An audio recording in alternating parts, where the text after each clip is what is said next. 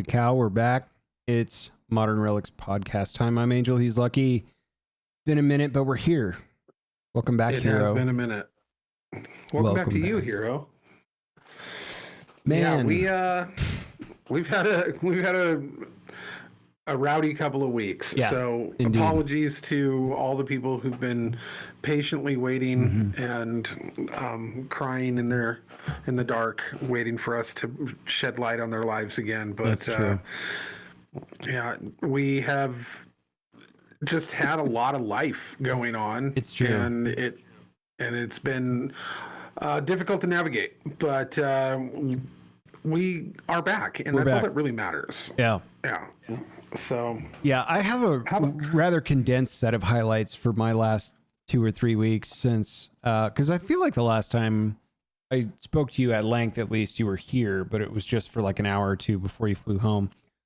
I've got a bit of a gripe I have to get off my chest. I made an appointment to have the fork seals on my motorcycle replaced, and it's been 30,000 miles. They have way exceeded their lifespan as what would be considered a consumable part. And to those of you that don't ride motorcycles, if you're curious, when the suspension compresses and rebounds, these pistons slide in and out of one another, and there's oil and gas pressure in there. And when that fork seal at the bottom begins to go, you can see fork oil start to leak down that fork. And it's suspended right above your front brakes, which is 90% of the braking on a motorcycle is done up at the front. That's why the brake discs are so much bigger up front, so much smaller in the back. So it's dangerous. So I call them. I was like, we're going to talk about a lot, but here's what I know. I know that you need to rebuild the fork seals, put some oil in there. While you're on the rack, let's do an engine oil change, something I can easily do at home. It's not a big deal, but I'm already there. And then things I'd like you to look at, inspect the chain. I think it's in good shape. If not, just do a chain adjustment, or if it needs sprocket and chain, let me know. We'll make that call. And check the brakes. The other major system of the bike, make sure that brakes are functioning, the pads have good life on them. I looked at them, I think they're okay. Second opinion doesn't hurt because the bike's there. But no matter what, we're doing the fork seals and we're doing an oil change. Sound good? Great. You can have this date or you can have this date. Like, let's pick April 4th, and reasons for that. I know my dad's going to be visiting. I can ask him to follow me up there with the truck and take me home. It saves me $50 to $65 in taxi cab fare, right? Makes sense, yeah. Perfect. We'll book it for the 4th. April 3rd rolls around. They call me, just confirming that you are going to show up on time to your appointment tomorrow at 9 a.m. I can see where this is going. Can do. I will be there. I will make a concerted effort to be there. And then tragedy strikes. My pool turns itself on and water comes out of the pipes that are above ground, and it's showering the universe with pool water. And I'm like, well, looks like the above ground plumbing finally gave up the ghost. And I'll send you some photos of once those pipes were cut up, what we found inside those pipes, which was a toy lion, it turns out, was jammed into the bottom of the pool from probably the former owner's kids, shot its way up into the valve, and then stuck in the valve. I'm like, well, there's why I don't have any pool pressure in the mornings, and that's been going on for 3 years. You can't tell until you cut the pipe off. Anyway, now I have to have emergency services come down and fix the pool. So we're looking at like $750 worth of labor and pipes to have all that cut up. We've got an appointment. We must make this appointment. We make the appointment just fine. Dad and I do some stuff. I take him up to my favorite gun shop. We're cruising around. I took him for his first sandwich at, I forgot the name. Hut? Yeah, Chiba Hut. Yeah. We're getting nugs. We're eating a sandwich. So I call him. I'm like, hey, I just want to touch base. Do you think the bike will be done today or tomorrow? Because I'm about to go home, and home is far, far from where this bike shop is. Oh, we tried to call you and we couldn't get through. No, you didn't, because I don't have any missed calls or voicemails. So let's verify the phone number you have for me. They give me my phone number. Yep, you didn't call. But if you did, that means there's bad news ahead. What did you need to speak to me about so that we could talk through? Well, you were right. The fork seals need to be replaced. Yep. That's why I made the appointment that you confirmed last night when we went over the part numbers that are needed for the job. You, not your shop, you. Yeah, we need to order those. So it's going to be like 4 days. Do you want to take the bike home and come back when we have parts? Or do you just want us to hang on to it? I'm sorry? Like, okay, Excuse me? Say again? Couple things. One, if I take that bike home and the forks completely blow, it's going to piss oil all over my brakes and I could die. So no, I'm not interested in taking the bike home until you fix the goddamn thing. And two, why did I wait 2 weeks to make this appointment that you confirmed last night if you didn't even have the part numbers to do the goddamn job? Like, how did any of that work? This wasn't a me dropping it off thing. Like, we've had several conversations about this.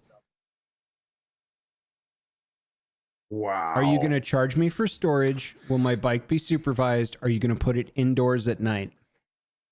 Yeah. We'll take care of it. It goes indoors. We don't leave customer bikes out, whatever, blah, blah, blah, blah, blah. When will it be done? We don't know. Usually 4 days, something like that.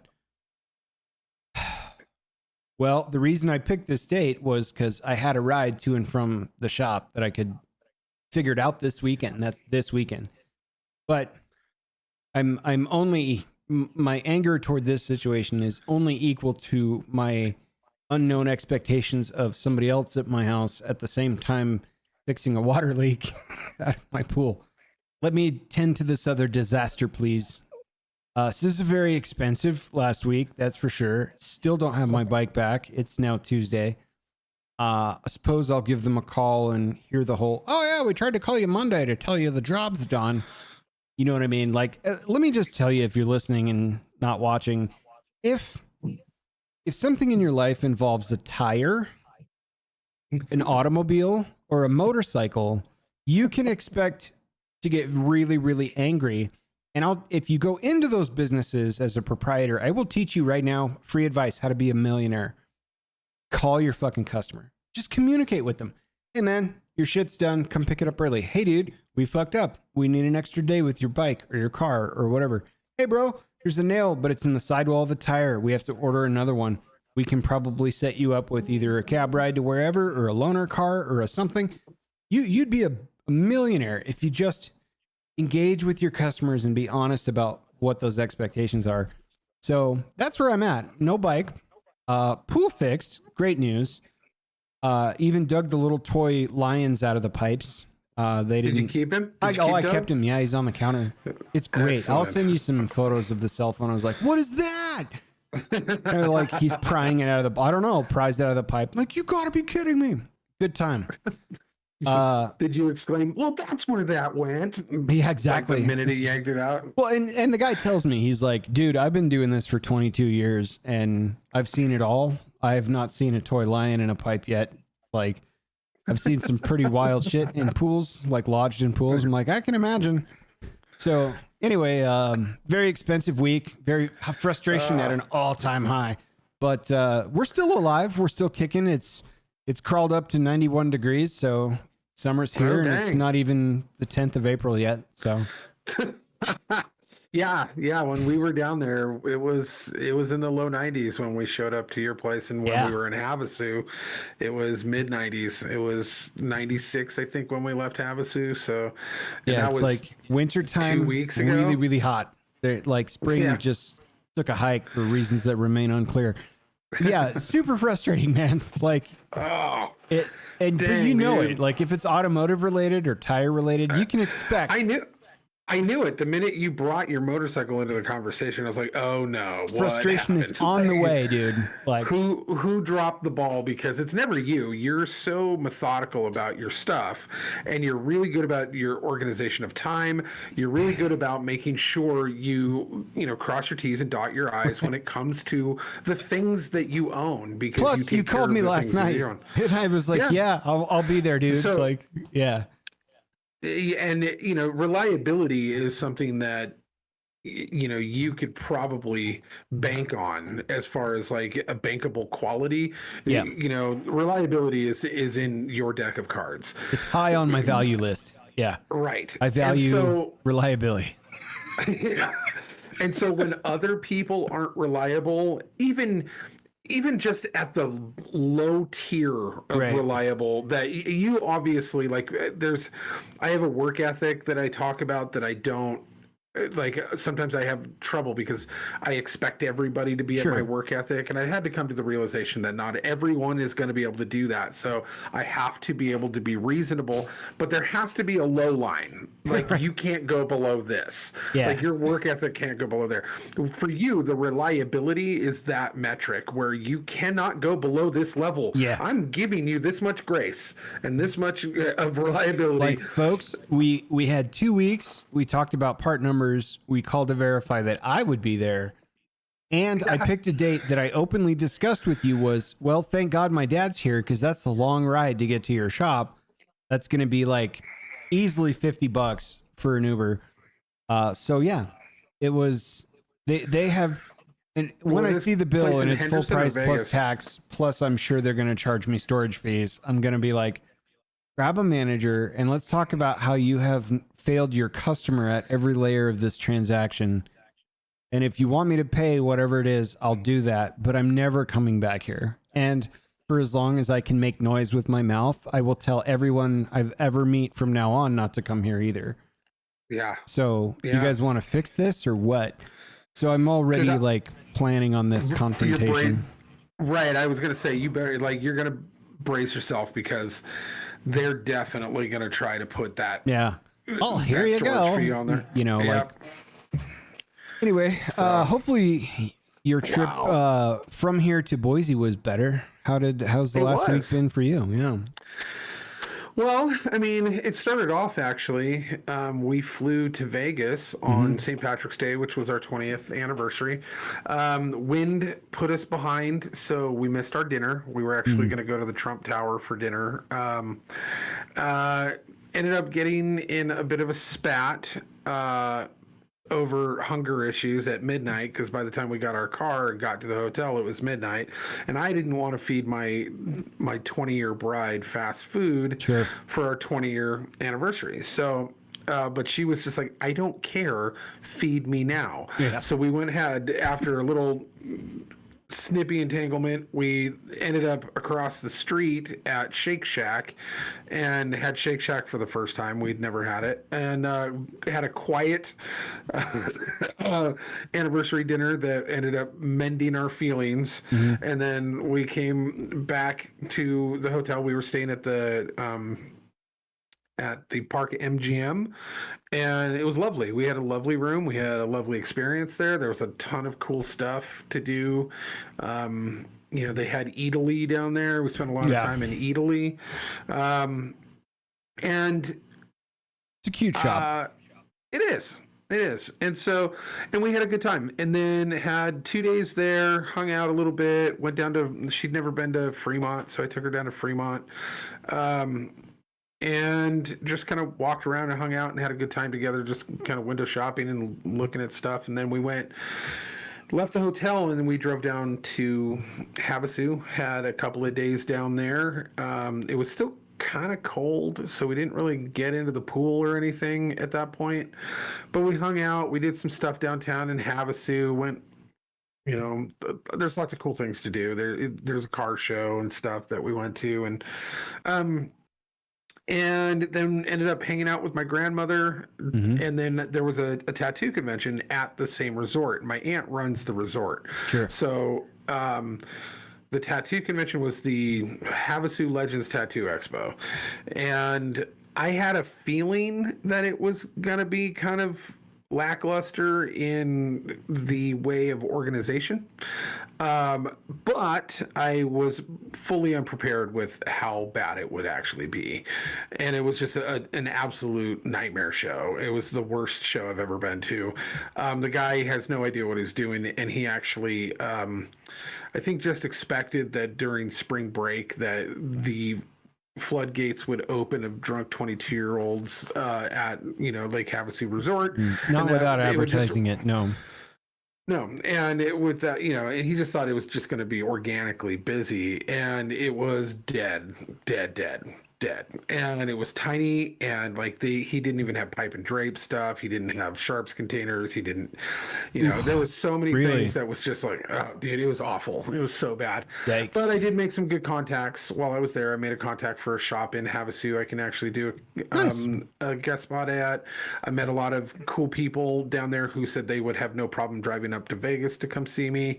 So, and I got to spend some time with my aunt, my uncle, and my grandma, and Aaron and I had a great time. And then after the convention was done, we actually spent the next 2 days where it actually heated up above 90 in the infinity pool, just drinking way too expensive, super, super weak, like, resort cocktails. Yep. So, but we had a great time just soaking in the sun and sitting in the water and talking and then hanging out. And then then we came up and saw you, and then we flew home, and then we were home for about like 4 or 5 days, and I did a bunch of work. And then on Sunday we drove down to Boise. And the reason we were going to Boise was it started off with one reason, turned into three reasons. So the first reason we were going down there was my son Oliver, who has been on the pod before. He's 16 and he's homeschooled, and there's a homeschool group that is called Teen Pact, and they are a group that travels around the country to the state capitals and brings in mainly homeschool kids. I guess other kids can be involved in it as well, but it is a organization that teaches teenagers from, I think, 13 or 14 through 18. Yeah.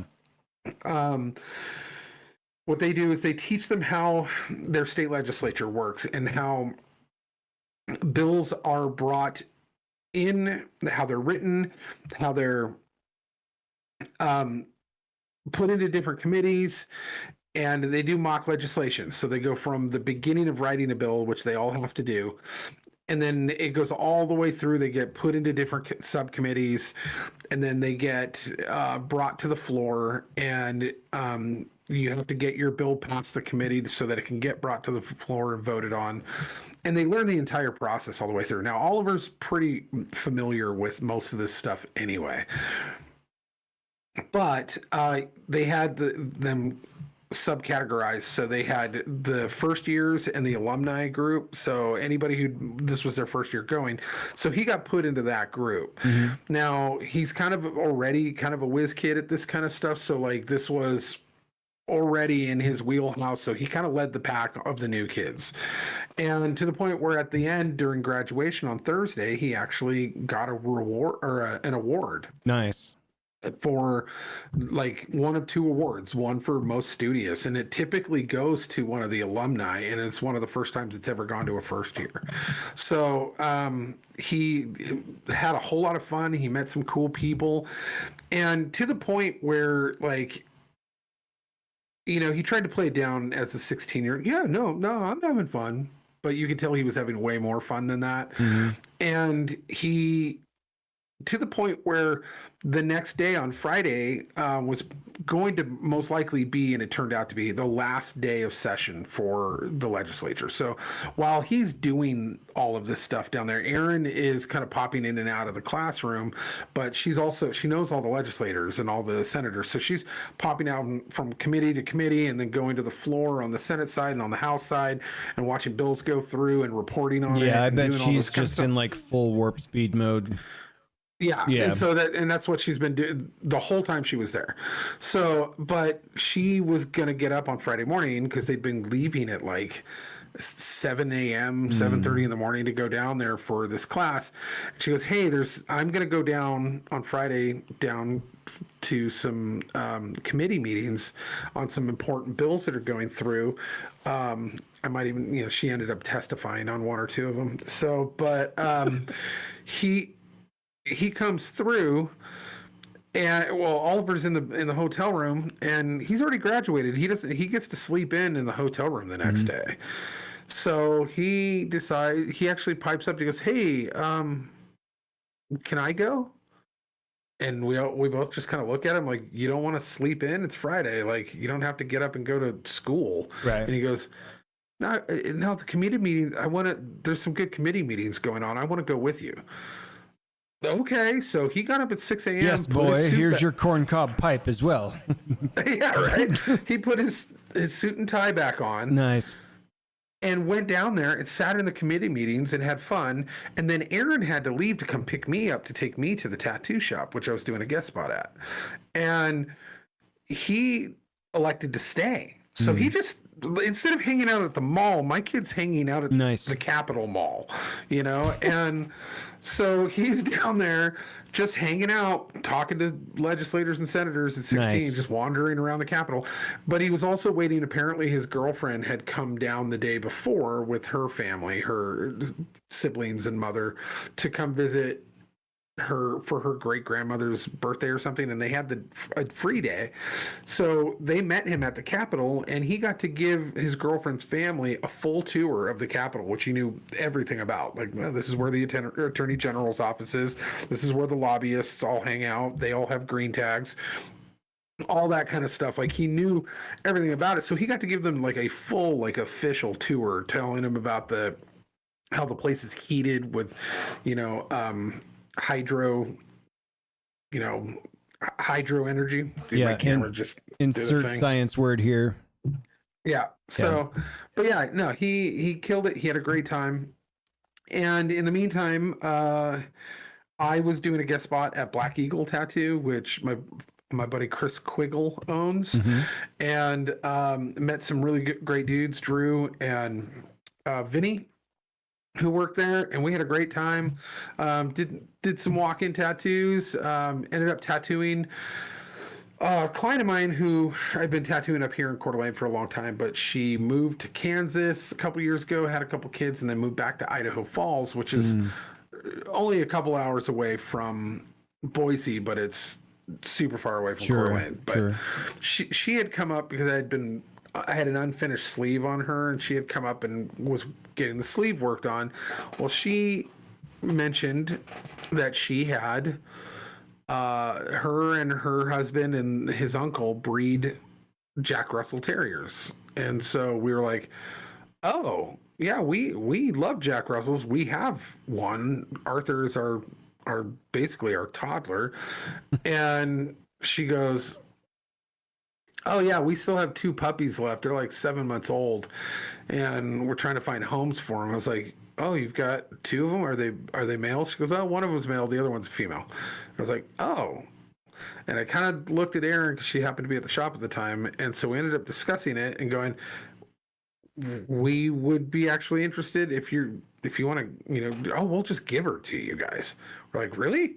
They're like, yeah, she's too old to really sell, so we'll give you the dog. And I was like, okay. So that was one of the other things, those 3 things, so on the second day, we get this beautiful wire-haired Jack Russell female, and we name her Guinevere, so that Arthur has his Guinevere. And but kind of locked us into the hotel. We couldn't really go to restaurants or do anything because we couldn't just leave her in a hotel room. And so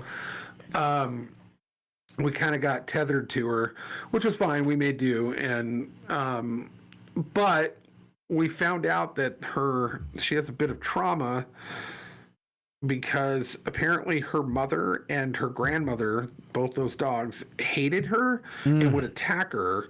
And she has like little nicks and scratches and scars on her nose, which are going away now, but they would attack her because they didn't like her, and they look exactly like her. She's a spitting image of those 2. And turns out that this dog sees itself in its own reflection in anything, whether it be mirrors or car windows or anything else, and starts growling ferociously and attacks any reflection of itself. And so it just starts starts going crazy and attacking. I think that's what emo kids are like on the inside. Yeah, exactly. But so, and yeah, so we're like, so we had to cover the mirrors in the hotel room because she's attacking all the Oh mirrors. no. Yeah. And anytime she's driving in the car and she sees her reflection in like just the windshield, she starts attacking everything.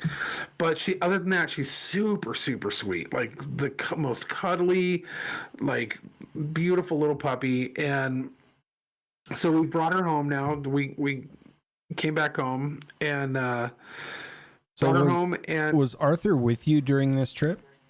no, no. How did he respond to being replaced while you were away? Well, we decided to introduce them on common ground, on common territory. So as we were pulling into town, we decided to go by the shop. And we had Kate, my daughter, bring Arthur down to the shop. But before we let them see each other, we wrapped them in blankets, each one of them. Then we exchanged the blankets so they could smell the other blanket first. Yeah. And then brought him in, and she went into immediate attack mode. And we're like, oh no. Like she was like ferocious, vicious. And she's just about ready to kill him. And we have him on leashes, and he's just chill. He's cool. He's like, oh, hey, who are you? And finally she starts to calm down, and they have to do the freak out little try to smell each other's butt kind of thing. And after a little bit, they got to know each other, and he's been 100% cool. Like the complete opposite of what we thought. We thought we thought he was going to be A tyrannical the aggressor, warlord. like, hey, yeah, don't touch my shit kind of thing Yeah. all the time. And he'd be like super territorial, and it has been the complete opposite. He's bringing her toys, but she's been actually bullying him, and he's okay with it. It's not like he's like cowering. He's just keeping his distance when she gets all ferocious with him. But she'll like flex on him and like chase him around, and he's just like, all right, when you get over it, like he'll just sit there. She's like growling in his face and like getting ready to snap at him, and he's just looking at her like, you done? What are you doing? Like, and it's because he knows he can take her. He's got a bunch of bulk on her, but he's just like, she'll calm down. And actually, she has. Like, he has taught her that the thing in the mirror is nothing. He's like, what are you doing? There's nothing there. You're fine. I'm not growling. You're not. Then you don't need to growl. Right. And so she has calmed down from that. And she's not into like barking at people when they leave or cars going by or anything like that. So she looks at him like, what are you barking at? Who cares? And so he's been actually pulling back on that too. So it's been a really interesting couple of days of dynamic of watching them, because we just got back Saturday night. Yeah. And so, watching them kind of learn, but they're both like pulling the bad traits out of each other. This could not have gone any better, because it could have Right. gone so much worse. Right. We had an option B. I was like, if they can't get along, hopefully my mom wants a dog, but but that's it. Outside of that, like, I don't know. I've just been working, and trying to, settle in. Like it feels like I'm just kind of catching my breath before I'm actually going to be leaving again in 2 weeks to come down to your place. Yep. So I'll be at Mad Monk Tattoo the 23rd through the 28th, 29th, somewhere around there. Nice. So, but yeah, outside of that, man, we just, there's so much that happened in the last couple of weeks that I don't even know what to talk about, really. I mean, there's a lot that has gone on. So you like sent me some, what are your topics thing? And I had like pages of stuff, and I'm just like, I don't want to do a 6-hour show. So we'll par it down to the things that I find most interesting. And then you had some leads that I'm curious about, because I hadn't heard anything about these. You had stuff about some robots and a bunch of other cool shit. Hit me. What do you got? Dude, it's a lot of cool stuff happened this week that Yeah.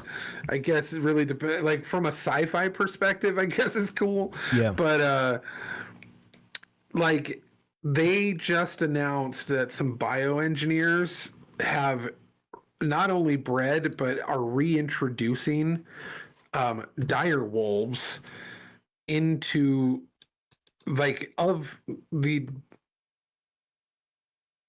dire wolves are an extinct breed of wolf that most people think are fantasy. Yeah. They are not. They were actually a large breed of wolf that was predominantly in Western Europe. And Nothing they were could go huge. wrong. They should just bring him back. Right. Well, they have. And according to what I've seen, they brought him back. And hold on, I lost my entire That's okay. page here because I had everything up and I accidentally got out of it. But yeah, dire wolves got repopularized because of Game of Thrones, and everyone thought, oh, they were just fantasy large wolves, like basically, but that is not the case. They are genetically engineered wolves with white hair and muscular jawlines, but they are supposed to get up to the size, like basically double the size, back height of a regular like husky, or just a little bit less than, or like they're much bigger. They come up basically to chest height of their back, for like bigger than Great Danes as far as wolves go.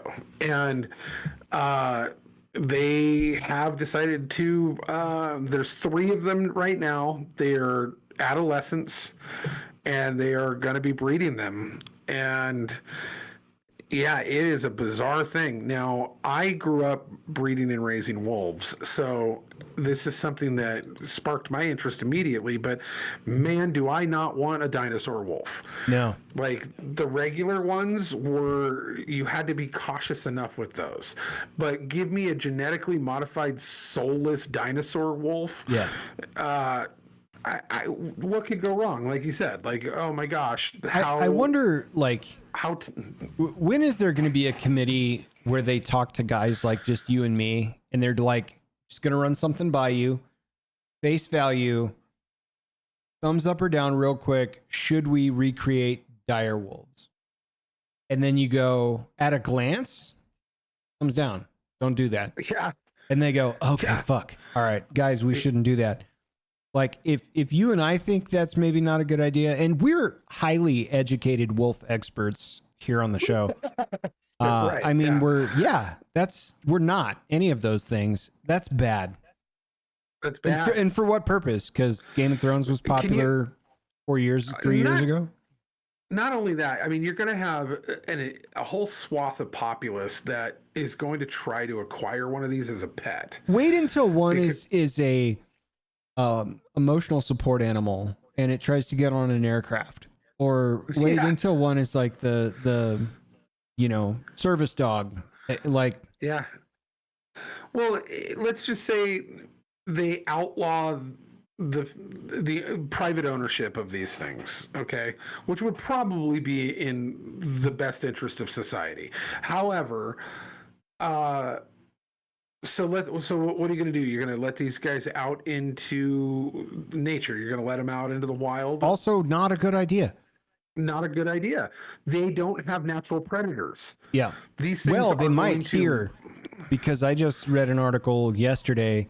They found 7 tigers in Pahrump, which is not too terribly Yeah. far from where I'm at, that were illegally being kept as pets. All right. Oh, so there, so there might be some wild tigers. We could out just have in tigers Nevada. roaming about. I'm all about it. Yeah. Like, I have noisy neighbor dogs. Bring me a tiger. One tiger, backyard, that would solve all the problems. Even if it doesn't attack them and like looks over the fence. Could you imagine like the dog just shrinking inside? Yeah, absolutely. I digress. But that's Yeah, there's no natural predators, but There are apparently tigers in southern Nevada just chilling. Like But 7 is a lot of tigers. Yeah, it's a lot of tigers. It's a lot of tigers. Just gonna put that out there. How many tigers is too many tigers? That's 7 too many tigers. That's a lot. That's 5 tigers and then 2 more tigers after that. I'm good. I'm trying to quit. But go on. They're going to release them into the wild. It's going to be an epidemic of slaughter. Like, I can see this playing out. They already have issues with the normal wolf breeds getting too overpopulated and taking out not only all the wildlife from the elk and the caribou and the deer population and decimating them to the point where they start coming inland and start taking people's livestock. Does it say where they're growing these dire wolves at? Is it in Europe somewhere? I know you said that's where they were from originally. Yeah. I mean, technically. Whatever ecological function the dire wolf perform before it won't exist, it can't perform those functions on today's existing landscapes. So they're trying to give an out to it, but I'm trying to think of where, or I'm trying to see of where they're actually doing. Yeah, where did they cook these up? Jurassic Park? Like, it was CRISPR technology that did this, and interesting. So. Colosso Biosciences. I'm trying to see where in the country, because this just came out today. Coming back to North America grasslands, and independent scientists say that the latest effort doesn't mean dire wolves are coming back to North American grasslands anytime soon. Well, that's comforting. Yeah. But I would imagine that Colossal Biosciences is probably U.S. based. That sounds great. I was going to say, that sounds like something U.S. genetics would pursue. Like, hey, man, you think wolves are sick? Come see what we've got downstairs in the lab.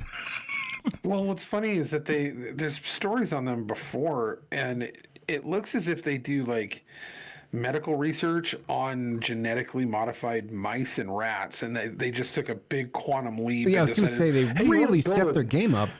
You want to build a giant wolf? All right, let's do it. Like how big are we talking? Dire wolf. I'm in. Are there sanctions? I don't even give a shit. I'm in. The researchers studied a 13,000-year-old dire wolf tooth unearthed in Ohio. So they were in North America too. Wonderful. And a 72,000-year-old skull fragment found in Idaho. Oh my God. That's a large territory. Ohio to Idaho. Yeah, that means they're really adaptable. And they can move. All climates. Yeah. Good Lord, this is a bad idea. Oh man, every smelly basement dwelling nerd is gonna want a dire wolf. You know they will. You know they will. Hey, this is fun. Speaking of genetics, dude. 23andMe, are you familiar with these guys? I am. Yep. I am. So you could figure out your ancestry and medical history data by swabbing your own DNA and shipping it off to a company. This was a big deal. It got even bigger during the pandemic as fun things to do for the whole family.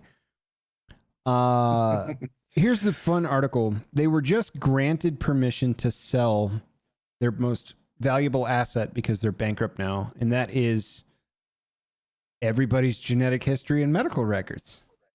They got to sell you. So this is what it says. 23andMe, once a leader in consumer DNA services, granted permission by a judge to sell off its most valuable asset, the ancestry data. Decision comes as part of the company's ongoing bankruptcy proceedings following financial struggles and significant data breaches that have damaged customers' trust. So why not just sell all that stuff? Hey, Cynthiana. Experts warn that the sale of such deeply personal genetic information, even if anonymized, poses serious risks, including the potential for misuse by third parties, insurance companies, or even foreign entities. The fear is that once the data changes hands, customers may lose control over how it's used, stored, or shared. Yeah. And it isn't just data, it's people's medical histories, family connections, genetic blueprints. Selling that kind of information, even under financial pressure, crosses a line that many assumed was protected. Assumed was protected. Assumed. Keyword. Contractually, I would say that there is precedent, but also I think that there's probably gearing up for a massive class action lawsuit if they sell everybody's. You would think so. I mean, it's like, hey, the court ruling allows them to explore offers, but doesn't finalize any specific deal. However, the company's collapse in legal green light to sell customer data mark a dramatic fall for a brand that once championed personalized medicine and consumer-powered science. As the case unfolds, legal experts say it will set a massive precedent for how consumer data is treated in the future for corporate bankruptcies, especially in industries where privacy should be paramount. Couldn't agree more. I'm not at all upset about that from a personal perspective, because the second I understood what 23andMe was, once it was described, I went, oh, that's really dangerous. I don't want people to have dangerous. I don't want people to have any information about my genetic history or any of that stuff. And there were some wild stories about it was a giant honeypot to get everybody's DNA on file and data collected. And there were tons of stories about how they were like solving cold case files through these DNA connections. And it's like, well, how could they be doing that unless other people have access to your sensitive DNA information from sites just like Ancestry.com and 23andMe and like. Yeah. Now, I did not, like, I was like you, I was like, no way, absolutely not. Never I trust this 0%. Right. Yeah. But unfortunately, I have a sister, and my sister went, that sounds like fun during that time frame. And she sent it in. And so technically speaking, you know, we got our ancestry history and she's on file, which, I mean, technically means that, you know, I'm on file for, you know, the fact that she had to fill out all the information saying that she has a full biological brother, you know, so, and we come from the same DNA. So, yeah, I wasn't too thrilled when she told me. I was like, great. And at least it wasn't direct, but, you know, there's still, did she learn anything through that experience? Like, was the payoff worth sending it? I don't think so. I think that it was just kind of like, yep, that's what we expected. That's what we were told, you know. Kind of what I thought. Nothing really surprising. But I don't even think she found anybody of interest through it either. Like, we didn't find any family members, or people didn't pop up out of the blue. Like, I've heard stories of, like, I know this guy named Travis who, like, about 2 years ago now, his mom had gotten him one for Christmas and bugged him to do it, and he was just putting it off, not because he had any suspicion of it, just because he was lazy about it. And she finally was like, would you please do that? I paid for it. And he goes, all right. So he did it. And then, like, 3 months later, he gets a phone call from a girl who lives in, like, Texas, who's like 30 years. He's like late 40s, like maybe 50 at the most, like 48 to 50, somewhere in there. And he gets this phone call from a girl in Texas who's like 30 years old with 3 kids. And she goes, hey, turns out you're my dad. And he goes, I'm sorry. And she goes, yeah, you remember so-and-so from high school? He goes, yeah, had a fun night at a party with her. Yep. And then that was the last night of school, and then I never saw her again. Yeah, there was a reason for that. She moved out of state to have a baby. And, like, so now he's a grandpa. He's got like 4 other kids that are all under the age of, like, you know, 13 or something like that. My God. You know, with his current wife. And this 30-year-old who's got 3 kids now that her and her husband live in Texas. So yeah, stuff like that happens with this. That's like a best case scenario too. Like, right. I'd Absolutely. imagine that call could have gone a myriad of different ways, all negative, Totally. you know? Yeah. Absolutely. But yeah, most of it is just used in nefarious ways. Yeah. in the back channels where they tell you that, oh, no one's allowed to touch this, and then all of a sudden they're solving cold case crimes with your DNA, you know. Yeah. So yeah, I don't know. I never trusted it. I never wanted to have anything to do with it. We could go on conspiracy theories about it over and over again, but the reality is it's just an invasion of privacy. Big time. And the fact that they're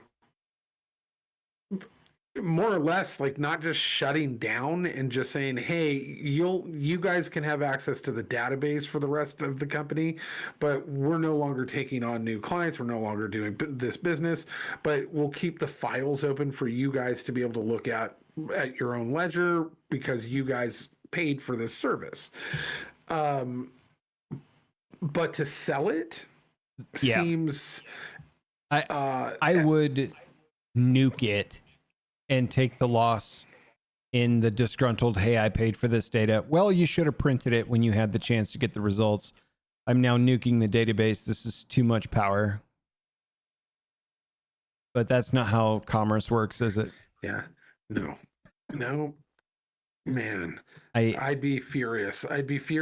I'm upset for the people that now have to go through God knows what. But if you did do the 23andMe or the Ancestry.com, I would pay attention to the news on the follow-ups for that, because that is pretty big. Yeah. But on a lighter note, are you ready for another surprise edition of Defending Woke Logic? Oh yeah, dude, we are back. I have been missing this segment, and we got a good one. I keep promising and going back on my promise that I'm not going to shit on Washington State, and I'm about to do it again. Well, it definitely has it coming. Let's put it that way. So Washington encouraged everybody through financial penalties to buy an electric car. Yes, they did. And then further aggressively, they further made it a problem for the tax-paying constituent to use the roadways during the pandemic. And then they said, well, nobody's on the road, so how do we get road money? We'll make all of the delivery drivers, Amazon, your food order, whatever, you'll have to pay a city tax in Seattle and then a state tax on top of that because they're clogging up the roadways during a pandemic.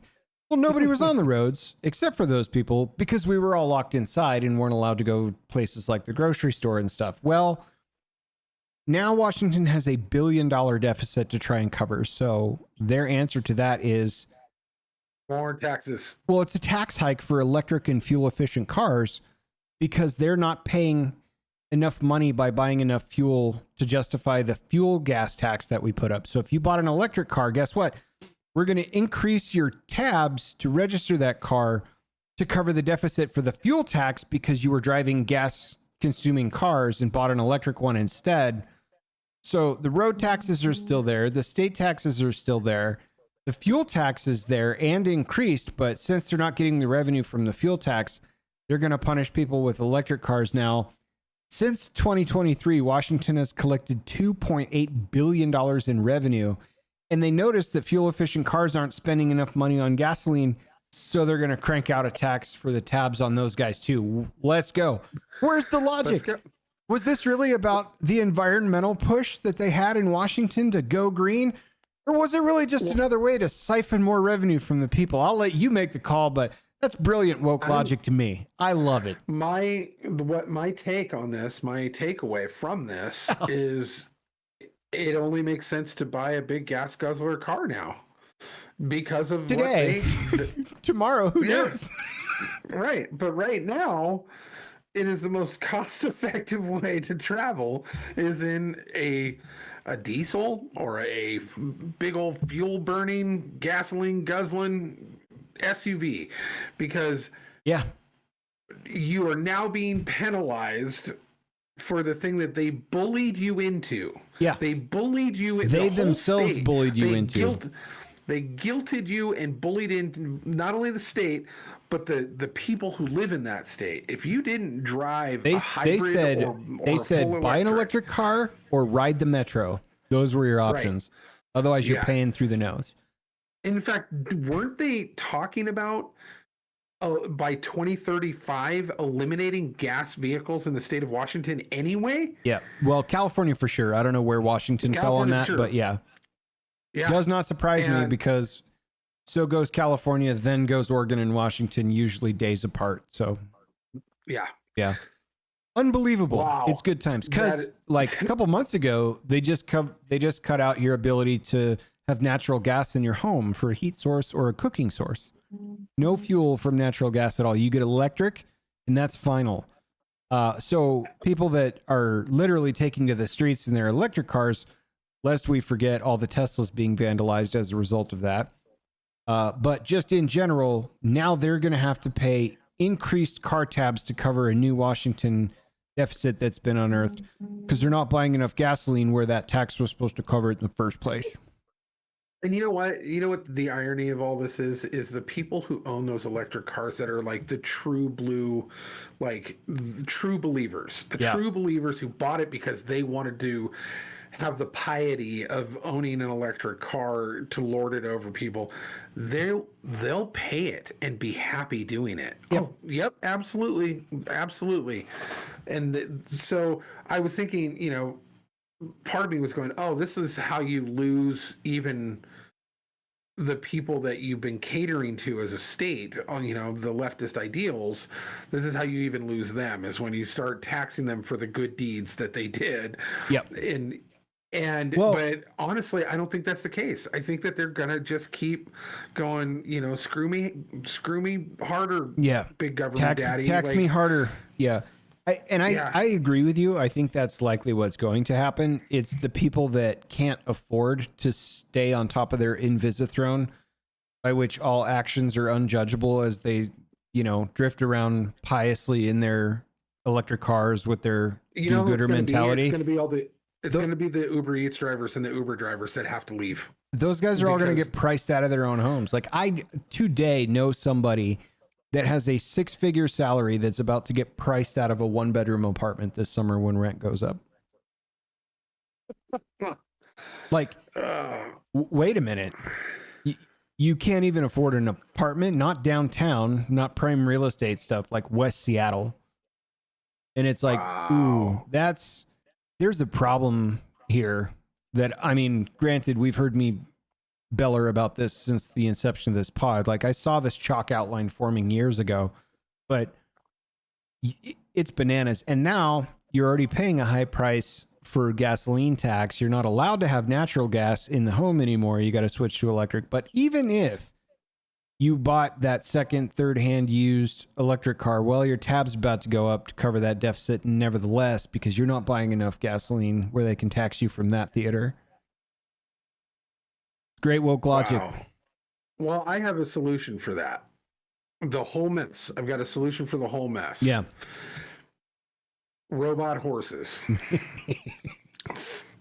That's all Yes. Seattle, that's all Washington needs is an entire fleet for everyone. A robot horse. Dire wolves, tigers, robot horses. Robot This pod horses. really has it all, guys. Which is honestly, I thought when I saw the video, I thought it was fake. I Yeah. thought it was a parody video. No.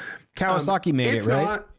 Kawasaki Yep. their engineers have unveiled a concept design for the Corleo, a 4-legged robotic horse that could one day carry people across a vast range of terrains. Now, the concept video is bizarre. It is super weird. First of all, it looks like a really bad CG sci-fi movie, but apparently it is rooted in actual reality that they are actually working on this design, and they actually expect people not only to buy them, but that this is going to be a fairly normal mode of transportation for everything, like kind of to replace like dirt bikes at first and kind of you know, all-terrain vehicles and stuff like that out in kind of woodland areas. But from what I've been seeing online is that people are already like talking about like, well, this would be my daily commuter. This Oh, would be yeah. something that I would, you know. And They're still going to find a way to not let you lane split. even with your horse. But here's what I want more than anything, because I saw a concept photo of this. You don't have to lane split with these things. They can literally walk over just the top walk right of over it. cars. I hope just that go over. the fuel source for the electric powered horse, I hope it is shaped like a small carrot and you have to insert it through the front of the horse that's kind of a motorcycle and not. And all the spent casings, like the back mud flap opens up and it poops out like a spent casing, like a real horse. So you get the actual like real immersion of riding an electric horse. That would be the best. That would be the best. I hope that's the case. I hope that there's a weird pump for whatever reason right at the dick. I hope that they've got it. I hope there's like all sorts of weird stuff. Mr. Garrison's perpetual motion machine. Right. But like the Japanese are making this. So like they're not known for it's gonna have some suspect shit for sure. Yeah. But I just thought that this is the perfect solution for Seattle. Like no more electric vehicles. You now have an electric horse. So we can just redo the entire system built around this technology. Hydrogen fuel cells work by converting chemical energy from hydrogen. So like it's going to be on a 150cc engine. Yes. Powered by hydrogen fuel cells. Nice. So like it's basically a Tesla horse. So we'll see. Dude, like you're definitely plugging it into its butthole. Like that's how you plug it in. Imagine like the full circle, like when you think of a Western movie, like the imagery that conjures up is like, the Lone Rider guy that comes in from out of town and then parks his horse at that big T-bar that he like tethers it to or whatever. Like that's going to be the parking spot, or just these T-bar stable tethers that you just wrap the reins around for your hydrogen horse. Can you imagine the first person who gets killed by a hydrogen horse mule kick? Yeah. Like it just shorts out. Dude, imagine reading that eulogy. Tom loved horses. Yeah. Horses unfortunately did not love Tom in return. Right. He was trampled by Kawasaki's hydrogen horse while attempting to untether it from a parking stall outside of the local Amazon Stop and Go. I hate the future. I hate the future.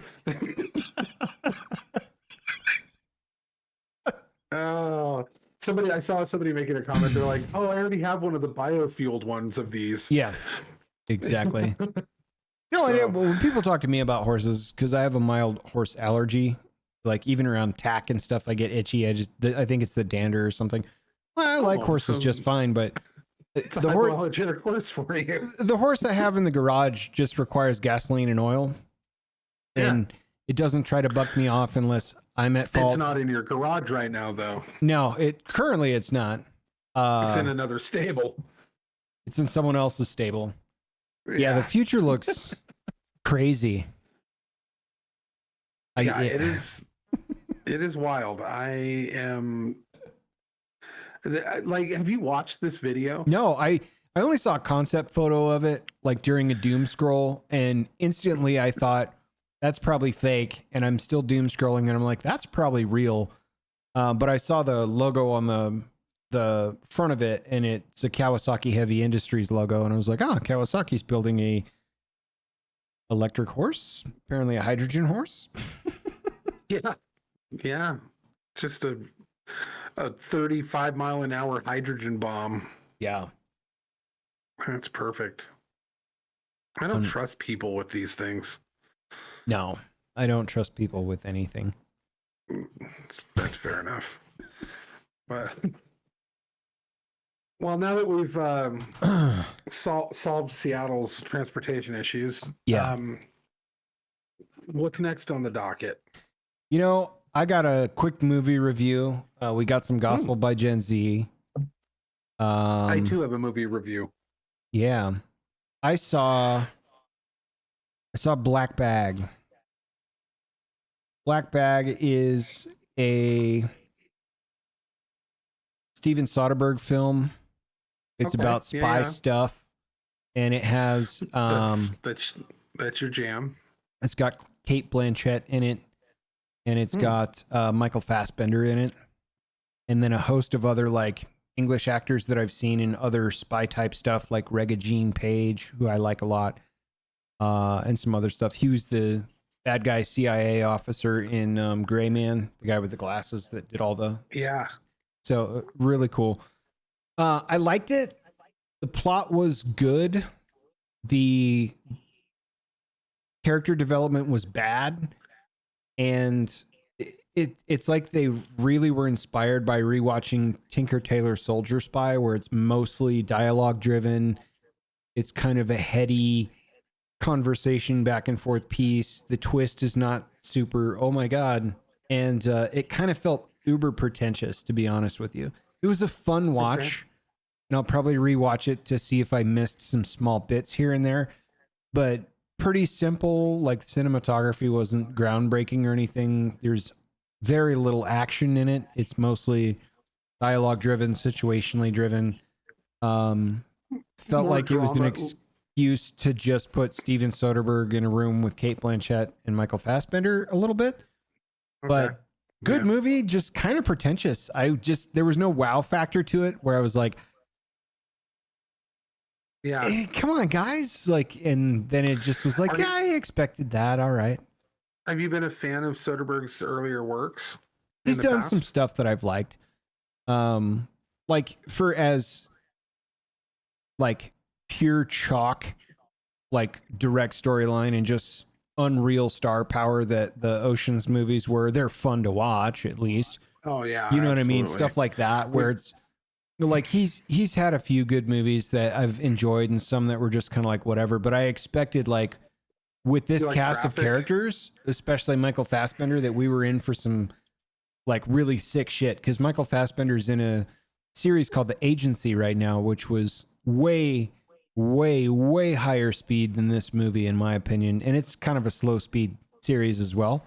But yeah, because you for the most part, if it's espionage of any kind, and then you throw in a Michael Fassbender into there. it, you're there. I'm there. You know, and so that's kind of upsetting. That I mean, not that it was terrible, but that it didn't rise to the occasion as a Soderbergh-led film. Right. With that cast, you had high expectations, and it just didn't.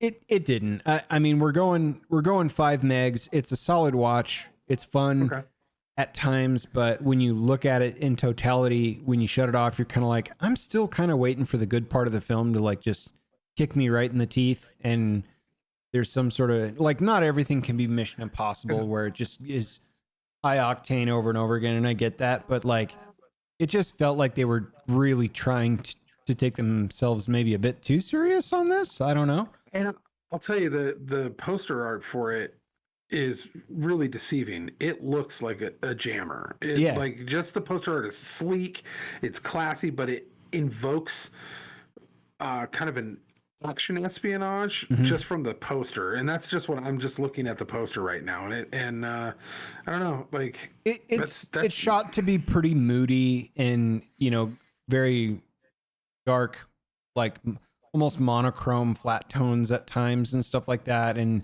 you know, you could tell there's a real underground element to this when it follows these characters when they're not at work, and sort of how this web interlays with one another because they all work together and they're all on the same team. So it's really interesting, like, what unfolds, but it's not, oh my God, yes. You know what I mean? So it's a solid watch. You'll have to give it a spin when you got not much else to do or you're running out of things to watch, but it's not anything I'd be like, holy shit, that was dope. You know what I mean? So we're going 5 megs. It was pretty solid, but it left me wanting a little bit. Felt a little pretentious, but there you go. Yeah, I would say, I mean, I'm looking at his body of work here, and Out of Sight is really what put him on the map. Yeah. And then he did The Limey, which was really good, and then came out and did Aaron Brockovich, which was fantastic, and Traffic, which was really great, and then he did the Oceans movie, but and then a bunch of other things in between that I hadn't seen, and then The Good German, which I never saw that, but It's kind of a besides whatever that, film. Contagion from 2011 was the last thing that he did that I even saw or paid attention to. Granted, he went into the he did a lot of other kind of very Soderbergh-esque type, but he also did the Magic Mike movies. Did you know that? So, and I didn't see any of those, obviously. Well, but I want to say he's a guy that has a wealth of producer credits on a ton of other films too. Like, I feel like he's like hella plugged in on a lot of Hollywood stuff, but I don't know. The movie just felt like it could have been much more fun than it was. So I don't know. Yeah, well, that's a bummer. I will probably watch it just because of, like you said, the cast, and but I will keep my tethered anticipation tethered. So, but I actually did watch something that was fun. What'd you see? I watched the 2024, I believe, late 2024 movie, and I'm not animation has to be something very unique for me to appreciate it. Like, you have to give me something fresh. I get kind of bored with a lot of the newer animation stuff, but my son said he used to read this book when he was a kid, and it was a book called The Wild Robot, and this came out in theaters to pretty good reviews. They people gave it it's got an 8.2 on IMDb. But I'm also always skeptical of this stuff that's geared towards children and is animated, because I'm always like, have that eye looking for the woke stuff in it. There's some agenda to be found. Yeah. Right. But man, I got taken in immediately. It kept me the whole time. It was beautiful. It was absolutely gorgeous animation. The characters were real fun and inviting and engaging. And it was so heartfelt, and it was so well done. There was one little teeny tiny thing that they put in there, kind of a subtle kind of, well, we got to throw something in. And it's near the end of the movie, and they show, because the premise of the movie is that there's these this corporation that has like helper robots. Sure. And this helper robot crash lands and in the middle of the woods, and doesn't know where it's at when it gets out, and starts to try to help all the animals. And the animals it's a monster. They're scared of it. So, and they keep hurting this robot, like hurting her. And she learns, she collects all their noises and learns all of their different languages so she can talk to them, and they can understand her. And so she ends up accidentally, through the series or through the movie, she accidentally takes on a baby goose and ends up raising this baby goose with a fox that is always on the verge of eating the goose, but ends up becoming friends, and she ends up adapting to her new life in the wilderness. And then there becomes the threat of them trying to retrieve her and take over that area and all this stuff. And it's really, really well done. It's a beautiful, beautiful movie. But at the end, when you're seeing the cityscape and where the robots came from and everything, they do a goose flyover, and they're going over what appears to be San Francisco. And there's it's utopian. It's not dystopian in any way. It's everything's lush and green and everything's growing pretty, and the animals are all happy. And you're going over the bay, and there's these humpback whales, a whole pod of them that are like flipping and spinning in the water as they go over parts of the Golden Gate Bridge that is submerged underwater. And I'm like, there it is. That was their and sure enough, if you look in the notes on IMDb, it was their gentle reminder about global warming and that everything was going to, but if that's my only gripe on this movie, right. Dude, like it was so captivating and heartfelt and beautiful that no, I highly recommended it. I think that it was fun. The humor was great. The cast is actually pretty good.